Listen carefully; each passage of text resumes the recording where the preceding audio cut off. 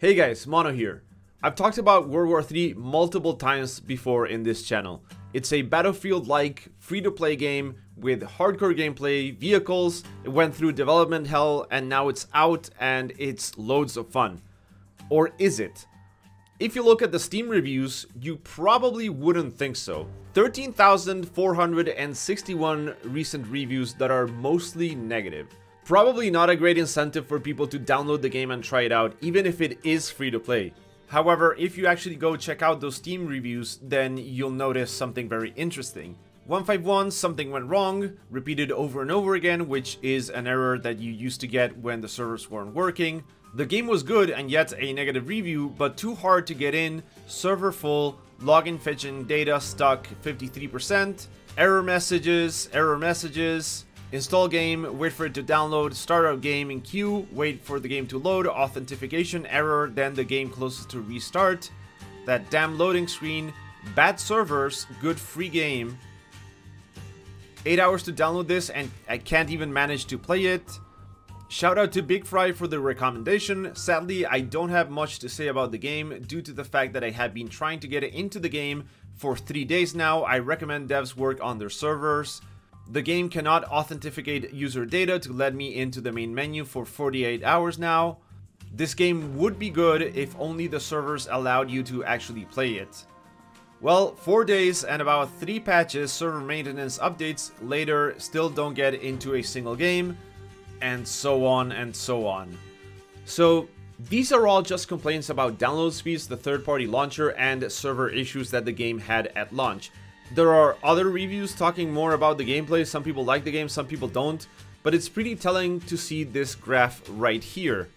Once the server issues started getting resolved, the negative reviews decreased from almost 2,000 a day to around 80. Yes, being able to connect and actually play a game is technically part of the game itself, but games have been having server issues at launch since World of Warcraft launched back in 2004, so I don't know what to tell you. It's like complaining about McDonald's getting your order wrong. That's what they do. It sucks, but it's the opposite of unexpected. I honestly feel bad for the devs when I look at this. Did they do a poor job with the launch? In terms of the servers and connection issues? Yeah, sure, absolutely. But is the game actually fun? Well, most people seem to agree that it is.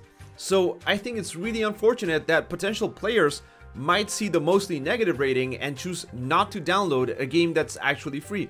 Now, to be fair, there are some people complaining about balance issues such as vehicles being too powerful, which I really don't agree with. There are many ways to kill an enemy tank, for example. I will list just a few of them right here on the screen. There's also complaints saying it's too easy to get destroyed in a tank, so I think that kind of means it's actually balanced when you're getting people complaining from both sides. Now, before I get comments saying I'm a shill for the game and that I must be getting paid for making this video or for doing this, the only reason why I'm making this video is because I care about good games, and I think this is one of them. It's the same reason I started making hella loose videos a few years back, or why I do really any video at all. I care about video games, I enjoy sharing and talking about great games with other players. Hell, I wish Battlefield 2042 was actually good so I could have fun playing it and making videos of it. I wish every game was good because that just benefits us as gamers. Does World War III have issues? Yes, of course it does. Every game has them. But I also don't think it's fair to give a game a bad review based entirely on server issues when you couldn't even play the game at all. You know, those were a problem for a few days when it launched, and now they're not.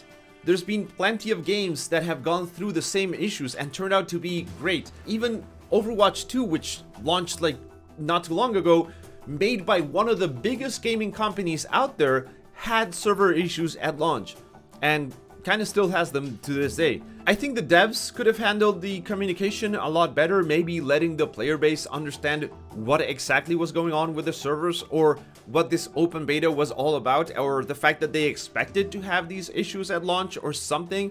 Explain why they changed publishers just before the open beta. In case you don't know, they previously used a launcher from a platform called My.Games. Now they switched to another publisher, so the launchers changed, and actually just explaining why they use a custom launcher instead of you know, using Steam like every other game out there, that's something that would also be amazing if they could just communicate that.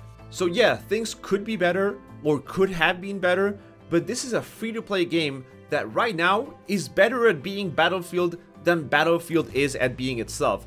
Yes, there's no destructibility, but in Battlefield 1942, the actual original Battlefield, and I think one of the absolutely best games, if not the best in the series, didn't have it either.